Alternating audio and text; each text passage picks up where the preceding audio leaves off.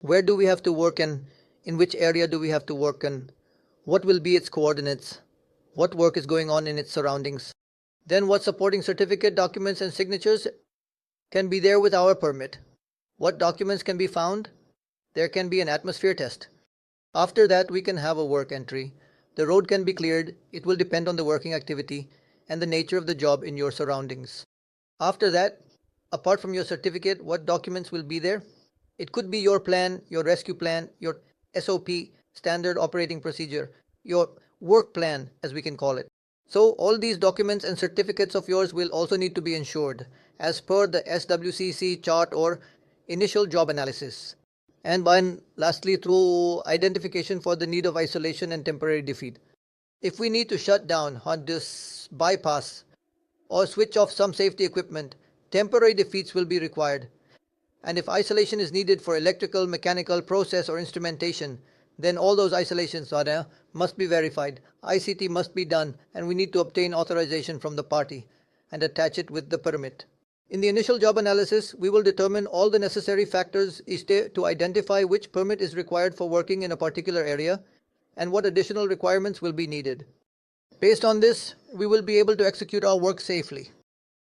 Identification of control measures. So the performing authority will identify applicable hazards and controls. What are the risks in your work conduct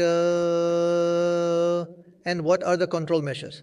It is the responsibility of the performing authority to identify these and then display them and mention them within the formal risk assessment. A formal risk assessment will be created for all the activities of your work, which will cover all areas. Whereas for GS, jobs, different packages will have risks identified according to them and their controls will be mentioned. So if you have to work on a general work permit, it will be for a specific task. Instead, you will apply GSA level 1 because your activity will be low risk. Then for critical and hot work permits, GSA level 2 will be applied for your high risk activity. It will be a detailed form in which all hazards and controls will be specified. Similarly, we will have some tasks where we need to do multitasking or perform all procedures at the same time. In such cases, we will replace the formal risk assessment with GSA level 2. In that permit, instead of attaching supporting material or documents, we will not use GSA level 2. Instead, we will attach an FRA which will mention all hazards and control measures. So, whenever a permit request is made by the PA as part of the control measure identification process, the area authority will review it. If all work-related hazards are mentioned and their controls are specified,